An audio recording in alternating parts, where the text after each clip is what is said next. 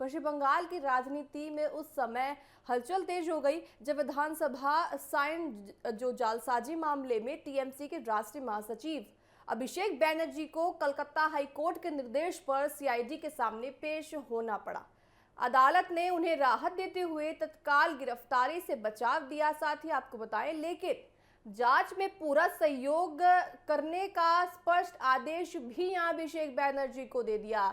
इसी के तहत अभिषेक बैनर्जी को शाम 6 बजे तक कोलकाता के भवानी भवन स्थित सीआईडी मुख्यालय में उपस्थित होने का निर्देश दिया गया। मामले की सुनवाई के दौरान सीआईडी ने अदालत से कहा कि जांच को आगे बढ़ाने के लिए अभिषेक बैनर्जी से पूछताछ जरूरी है। एजेंसी ने उनकी गिरफ्तारी की मांग भी रखी। साथ ही हालांकि अदालत ने फिलहाल सीआईडी को बिना न्यायालय की अनुमति अगले 2 सप्ताह तक कोई भी कार्रवाई करने के निर्देश नहीं दिए हैं। इससे देखिए, अभिषेक बैनर्जी को अस्थायी राहत मिली है, लेकिन उन्हें जांच से दूर रखने की अनुमति नहीं दी गई है।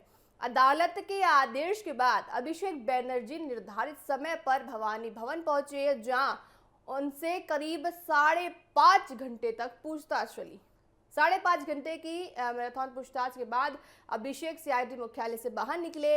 इसी के बाद उन्होंने आपको बताया पूर्व मुख्यमंत्री ममता बनर्जी से मुलाकात की, जिससे राजनीतिक गलियारों में चर्चाओं का दौर जो है लगातार चलता नजर आया।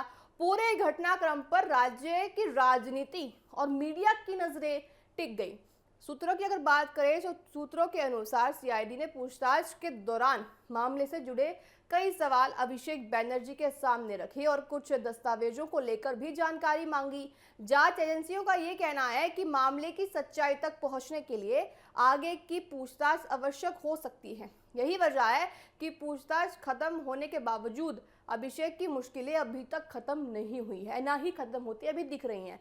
सीआईडी ने अभिषेक बैनर्जी का पीछा नहीं छोड़ा और उन्हें एक और बार फिर सम्मन जारी कर दिया है। देखिए, जांच एजेंसी ने उन्हें 14 जून को दोपहर 12 बजे तक फिर से उपस्थित होने के लिए तलब किया है, यानी वो 14 जून को वापस वहां जाएंगे और उनसे पूछताछ वापस हो सकती है। आपको बताएं, अभिषेक को एक बार फिर सीआईडी के सामने पेश होना पड़ेगा। आगामी पूछताछ को लेकर राजनीतिक हलकों में पूरी तरह से एक अलग जो है चर्चाएं चल रही हैं और सभी की नजरें जांच की अगली कार्यवाही पर टिकी हुई है। फिलहाल देखिए, पश्चिम बंगाल में अगर मोटा मोटी कहा जाए तो पश्चिम बंगाल में टीएमसी जो अभी सरकार थी पश्चिम बंगाल में, उनका जो है बुरा समय यहाँ चलता नजर आ रहा है। आप तस्वीरों में देख सकते होंगे अभिषेक बैनर्जी किस तरह से आपको वहाँ उनके सीआईडी जो दफ्तर है वहाँ से बाहर निकलते 5.5 घंटे की पूछताछ दर्शकों उनसे हुई थी।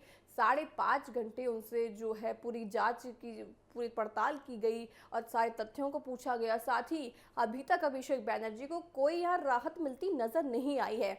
ऐसा ये माना जा रहा है कि अभिषेक बैनर्जी पर अभी और गाज गिरनी बाकी है, ये बस शुरुआत है। तो देखना होगा कि पश्चिम बंगाल की जो राजनीति में एक अलग ही रुख अपनाता देखिए यहाँ एक नजर आ रहा है। किस तरह से अभिषेक बैनर्जी की मुश्किलें जो हैं आने वाले समय में और कितनी बढ़ती हैं, ये सब देखने वाली बात होगी। साथ ही देखिए, सीआईडी ने उनका पीछा अभी तक नहीं छोड़ा है, उनको वापस समन भेजा है। 14 जून को फिर उनको बुलाया है। ममता से देखिए अभिषेक बैनर्जी मिले भी हैं। आपको बताएं, सीआईडी वो जहां से निकले दफ्तर के बाद वो ममता बनर्जी के पास गए, ममता बनर्जी से मुलाकात हुई। देखिए, इस मुलाकात को आप आम बिल्कुल नहीं समझ सकते हैं, क्योंकि अभिषेक बैनर्जी बहुत खास है ममता बनर्जी के, और ऐसे में वो सीआईडी जो उनकी जांच चल रही है उसके बाद ममता बनर्जी से मिलने गए हैं। तो इस मुलाकात को भी आप बड़े राजनीतिक तथ्यों के साथ देख सकते हैं। आपको बताएं, 5.5 घंटे करीब अभिषेक बैनर्जी की जो है पूछताछ चली है।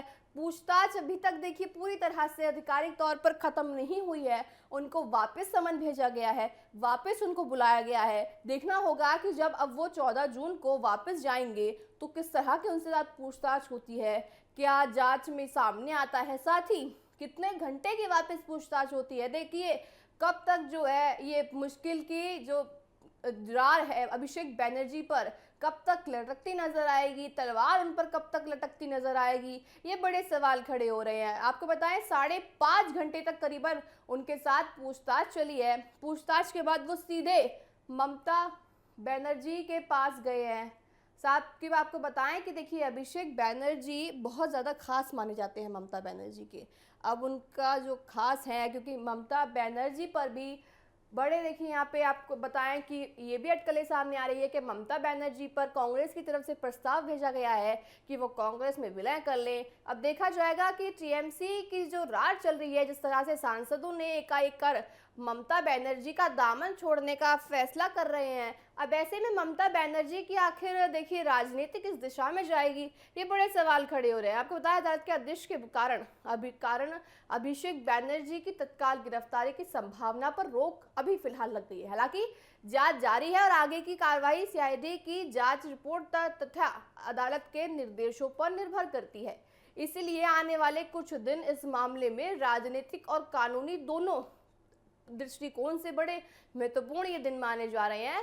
देखना होगा कि ममता बनर्जी और साथ ही अभिषेक बनर्जी पर जो ये मुश्किल की तलवार लटक रही है, ये तलवार किस दिशा में जाके उनके ऊपर गिरती है। गाज जो उनके ऊपर गिरी हुई है, कब तक ये गाज गिरती नजर आएगी। और आगे देखिए 14 जून को वापस जाएंगे अभिषेक बनर्जी, उस मीटिंग में वो उनको समन भेजा गया है। कितने घंटे का देखिए यहाँ पे पूछताछ चलती नजर आएगी, क्या कुछ निकल कर आएगा, ये सब वक्त बताएगा।